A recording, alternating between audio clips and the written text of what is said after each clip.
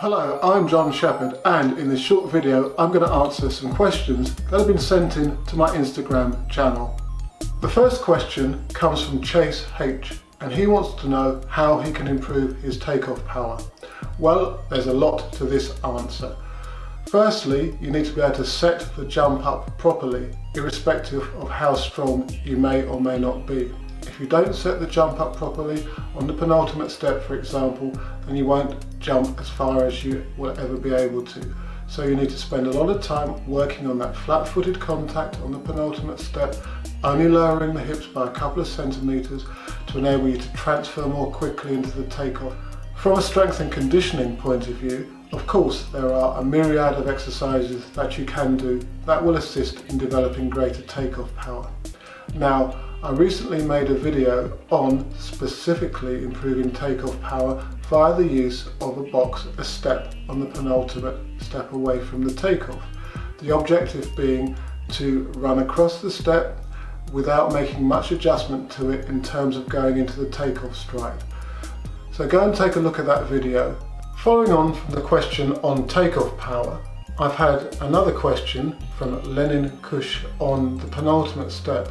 Well, much of what I've said in the answer to developing greater takeoff power also reflects on the need to do penultimate step work. So, for example, placing a mat or a box only a couple of centimeters high on the third step out from the board can assist you in developing a better penultimate step. The objective being not to drop the hips from the box, but to run off of it into the penultimate step with the hips high and only minimal bend at the knee joint of a couple of centimeters. Doing that will enable you to get into a much better position for the takeoff and not kill your speed on the penultimate step. Yet another question pertaining to the long jump takeoff comes from GF Training, and they ask about the length of the last stride and how that can affect the rotation. Well, if the stride is too short, then the centre of mass travels across the ball too quickly, and the torso in particular will start to rotate forwards as the free leg won't be able to get into the jump sufficiently enough, and the heels will drop on landing. Of course, if the last stride is too long, then the weight of the body goes backwards and backward rotation will ensue. Sometimes an indication that there's been backwards rotation or too much backward rotation is the fact that the athlete gets a very good landing position, but it starts far too soon and they drop into the sand. Research with the top elite male jumpers indicates that the last stride is around about 2 meters to 2 meters 20 long. That's consistent among all the jumpers. In fact, probably closer to 2 meters and 2 meters 20.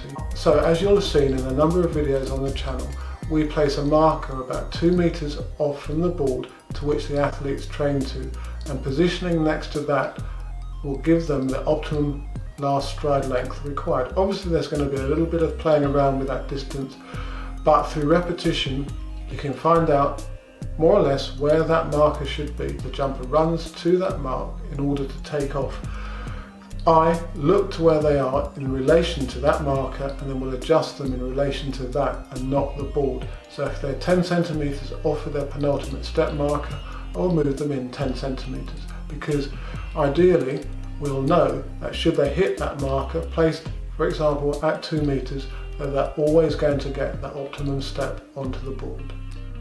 Another popular question at the moment is the type of training that you should be doing over the off-season, and this, I guess, is coming from athletes out in the States and other parts of the world where they're just coming to the end of their season and having a break for the summer before returning to training in the autumn-fall period. What I'd recommend is not to overdo it, as you do need to give your body a break. However, nor do you want to lose or waste all those gains that you've made across the training year. So what I've been recommending is that you do 2 to 3 sessions a week of relatively specific training, but not of a high volume. Therefore, you'll work on some sprinting, drills, starts. You'll do leg stiffness development work with plyometrics, and you'll do some weights to maintain your levels of strength. Crucially, you'll also work on exercises designed to reduce your injury potential. So you may do hamstring work, eccentric hamstring exercises. I'd also recommend that you play some other sports to get away from track and field as well. So tennis, basketball, volleyball all have quite a synergy with the needs of our events in particular. That's the long jump, sprints and triple jump, and they will have a relevance to maintaining at least some of the parameters of fitness that you require for your particular events. Following on from that last question on off-season training, people have been asking about the value of general training. Well, again, depending on your level of fitness, your level of readiness for your particular event, general training is, by its name, general, and it's better to be able to train specifically to give yourself, your body, your muscles, the qualities that they need to actually improve performance.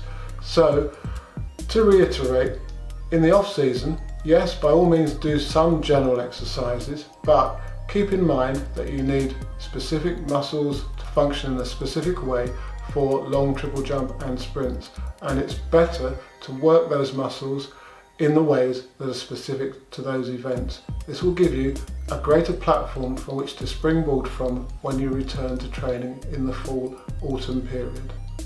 And a question on the triple jump phase from Eva M. Mack. She asks whether or not I have any specific drills for that particular phase. Well, a simple one is, as is a theme of this video, is to use platforms or boxes. So, for example, you hop off of a low platform onto the track surface and then step up onto a higher platform to jump from that.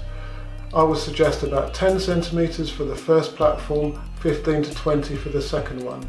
So the objective is to move higher through the phases.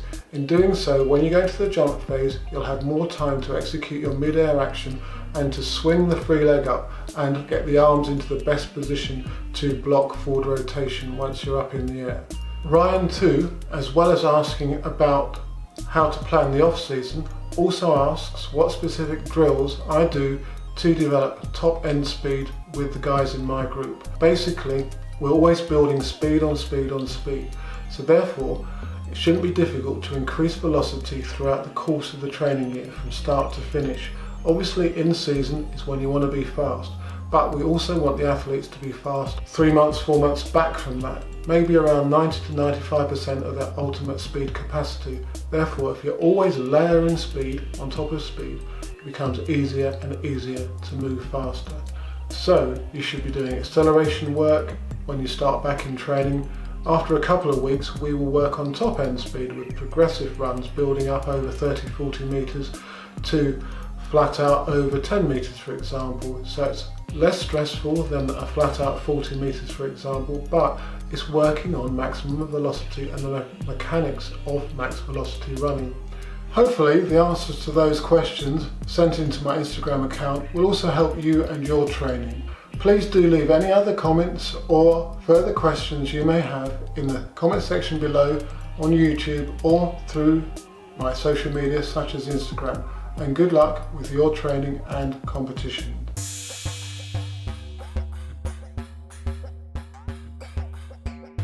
Track Valley reached out to me regarding the t-shirts that they designed that are all about track and field, and they've offered a discount for subscribers to my channel. So if you'd like to take a look at some of their great designs, then go to the link at the end of the video.